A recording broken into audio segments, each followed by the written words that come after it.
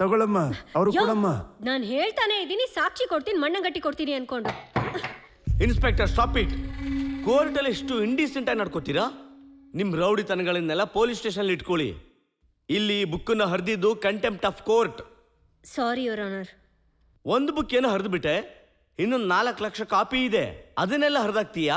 ನಿಮ್ಮ ಮಸಾಜ್ ವಿಷಯ ಊರೆಲ್ಲ ಗಬ್ನ ಆರ್ತಿದೆ. ಒಬ್ಬರನ್ನ ಅರೆಸ್ಟ್ ಮಾಡಿದ್ರೆ 12 ಗಂಟೆ ಒಳಗಡೆ ಕೋರ್ಟ್ಗೆ ಪ್ರೊಡ್ಯೂಸ್ ಮಾಡಬೇಕು, ಅದೇ ರೂಲ್, ಗೊತ್ತು ತಾನೆ?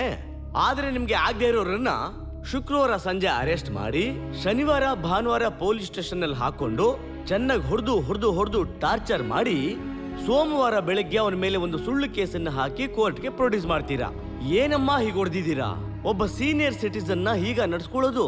ನೋಡಿ ಕೈನಲ್ಲಿ ಹೇಗೆ ಗಾಯ ಆಗಿದೆ. ಅಯ್ಯೋ, ನಾವು ಹೊಡೆದಿಲ್ಲ ಯುವರ್ ಆನರ್. ಹೌದು, ಅವರೇ ಎಡ್ವಿ ಕೆಳಗೆ ಬಿದ್ದು ಅವರೇ ಗಾಯ ಮಾಡ್ಕೊಂಡು ಅವರೇ ಸ್ವತಃ ಹೊಡ್ಕೊಂಡು. ಏನ್ರಮ್ಮ, ಇನ್ನು ಎಷ್ಟು ವರ್ಷ ಅಂತ ಸುಳ್ಳು ಹೇಳ್ತೀರಮ್ಮ? ಇಂಥವ್ರಿಗೆ ಈ ತರ ಟಾರ್ಚರ್ ಮಾಡಿದ್ರೆ ಹಾಗಿದ್ರೆ ಸಮಾಜದಲ್ಲಿ ಯಾರ್ ಧ್ವನಿ ಎತ್ತಾರೆ? ಹಾಗಾಗಿ ಈ ಸುಳ್ಳು ಕೇಸನ್ನ ಈ ಕೋರ್ಟು ವಜಾ ಮಾಡ್ತಾ ಇದೆ. ಅದ್ರ ಜೊತೆಗೆ ಪೊಲೀಸ್ ಸ್ಟೇಷನ್ ನ ಮಸಾಜ್ ಸೆಂಟರ್ ಮಾಡ್ಕೊಂಡಿದ್ದ ಇನ್ಸ್ಪೆಕ್ಟರ್ನು ಡ್ರೈವರ್ನು ಸಸ್ಪೆಂಡ್ ಮಾಡಲು ಇಲಾಖೆಗೆ ಈ ಕೋರ್ಟ್ ಆದೇಶ ಮಾಡ್ತಿದೆ.